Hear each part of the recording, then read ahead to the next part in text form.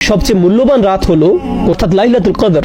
তিনি বলেন এটা মূলত মুফাসসির ইবনুল আশুর বলেন এই রাতকে কোরআনের ঈদ হিসেবে মনে করা উচিত, যেন এটা কোরআনের বর্ষপূর্তি যা আমরা এই রাতে উদযাপন করছি। এখন ওয়ামা আদরাকা মা লাইলাতুল কদর, শবে কদর সম্বন্ধে আপনি কি জানেন? ক্ষমতা প্রদর্শনের রাত, ভাগ্যের রাত, সিদ্ধান্ত গ্রহণের রাত। এই রাতটি সম্পর্কে আপনি কি জানেন? কোন বিষয়টি এই রাতের মূল্য বুঝতে সাহায্য করবে? এই প্রশ্ন করার মাধ্যমে আল্লাহ বলছেন আমি এখন আপনাকে বলতে যাচ্ছি লাইলাতুল কদরের প্রধান কোন বিষয়টি আপনার জেনে রাখা উচিত, যে মূল ব্যাপারটি আপনার আত্মস্থ করা দরকার, যেন তোমরা এই রাতের মূল্য দিতে পারো, যেন এমন কারোর মতো না হয়ে পড়ো যে এই রাতের সুযোগ কাজে লাগায় না। আলোচনা চালিয়ে যাওয়ার পূর্বে একটা কথা বলতে চাই, কোনটি সেই রাত আমরা সেটা জানি না।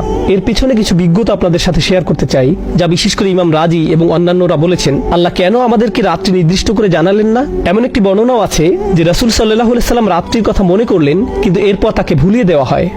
ইমাম রাজি ব্যাপারটাকে রাসূল সাল্লাল্লাহু আলাইহি সাল্লামের জীবনের আরেকটি ঘটনার সাথে তুলনা করেন।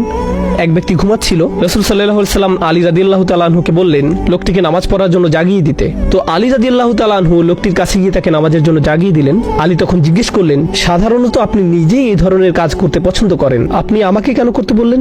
আমি সব সময় দেখেছি ভালো কাজ করার কোনো সুযোগ দেখলে অন্য কাউকে বলার পূর্বে আপনি নিজেই তা করেন।